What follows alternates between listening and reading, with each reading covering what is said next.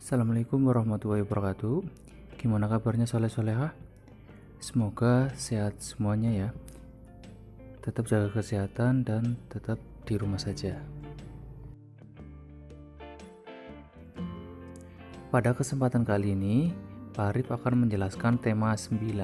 Nah, nanti Ananda tetap memperhatikan penjelasan Pak Arif karena nanti di sela-sela penjelasan ada beberapa soal yang akan diberikan.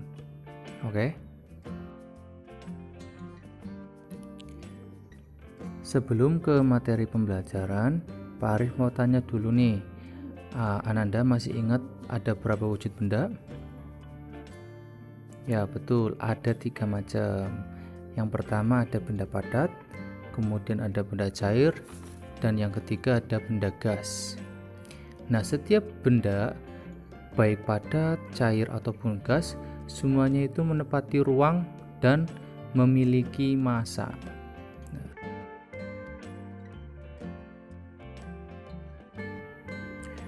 Menempati ruang berarti benda tersebut bisa dimasukkan ke dalam suatu ruang atau wadah dan bisa kita ukur besarnya volumenya. Contoh, sebongkah batu yang dimasukkan ke dalam gelas bisa kita ukur volumenya. Kemudian 1 kg gula yang dimasukkan ke dalam toples juga bisa kita ukur volumenya.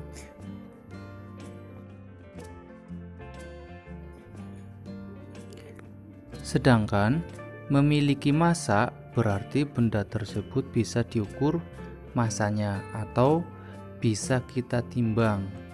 Contohnya massa 1 kg gula pasir berarti massa gula pasirnya sebesar 1 kg.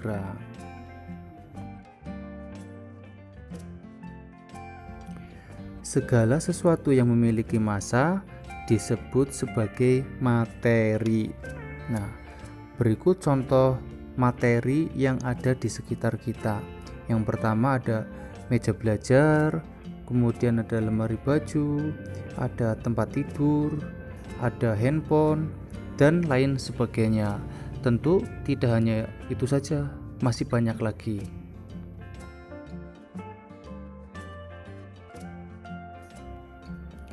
Nah, sekarang tugas pertama dari Pak Arif. Sebutkan 5 contoh materi yang ada di sekitar kamu.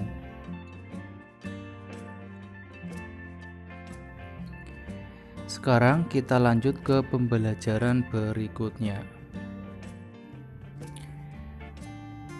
Berdasarkan komposisi penyusunnya, materi bisa kita bedakan menjadi 2 anak-anak. Yang pertama itu adalah zat tunggal, kemudian yang kedua adalah zat campuran.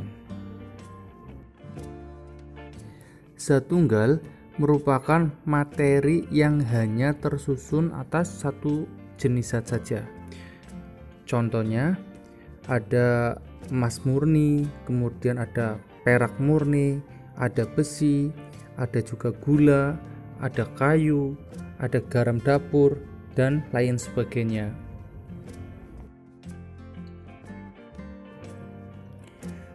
Sedangkan campuran merupakan materi yang tersusun dari 2 zat atau lebih. Nah, di dalam campuran, sifat-sifat zat asal masih tampak atau masih bisa kita rasakan.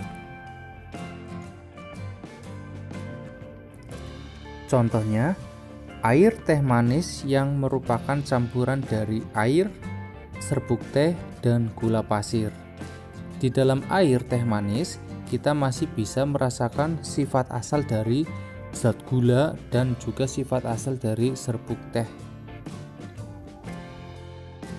Tugas yang kedua, buatlah materi campuran dari air hangat dan susu creamer. Kemudian, silakan Ananda minum dan amati apakah sifat asal dari campuran tersebut masih kelihatan.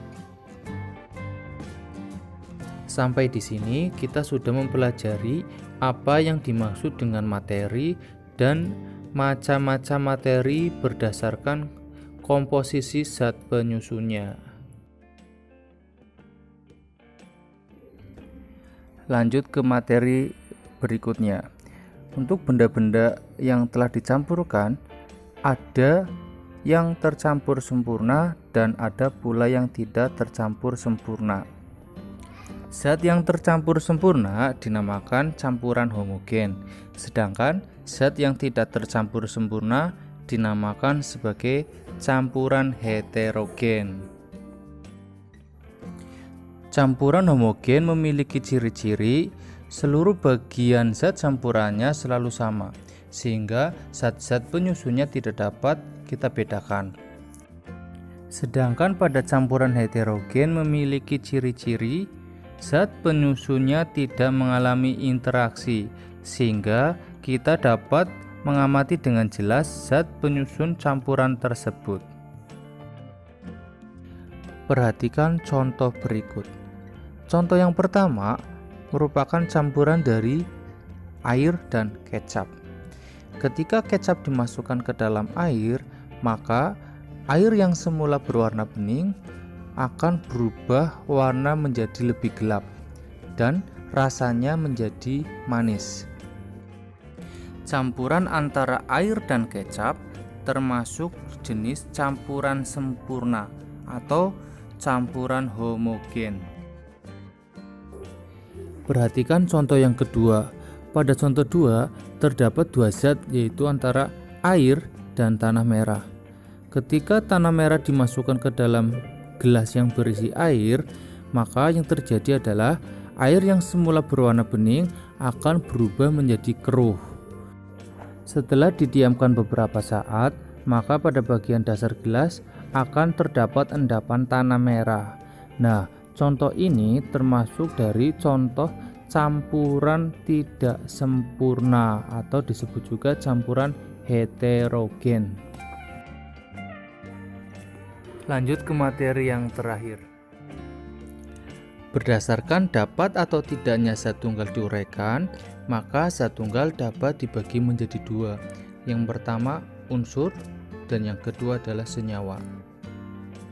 Unsur adalah zat tunggal yang paling sederhana dan tidak dapat diuraikan lagi melalui reaksi kimia. Contohnya ada emas, kemudian ada perak, dan ada belerang. Kemudian senyawa adalah zat tunggal yang dapat diuraikan kembali menjadi zat yang lebih sederhana melalui reaksi kimia. Berbeda dengan campuran, komponen-komponen pada senyawa kehilangan sifatnya, sedangkan komponen-komponen pada campuran tetap memiliki sifat masing-masing. Contohnya air. Air merupakan contoh senyawa. Air berasal dari oksigen dan hidrogen. Sifat air berbeda dengan oksigen dan hidrogen. Demikian yang bisa Pak Arif jelaskan. Semoga apa yang Pak Arif jelaskan bisa dipahami dengan baik oleh Ananda semuanya. Jangan lupa tadi ada tugas dari Pak Arif. Nanti setelah dikerjakan di buku masing-masing bisa difoto kemudian dikirim ke WA-nya Pak Arif.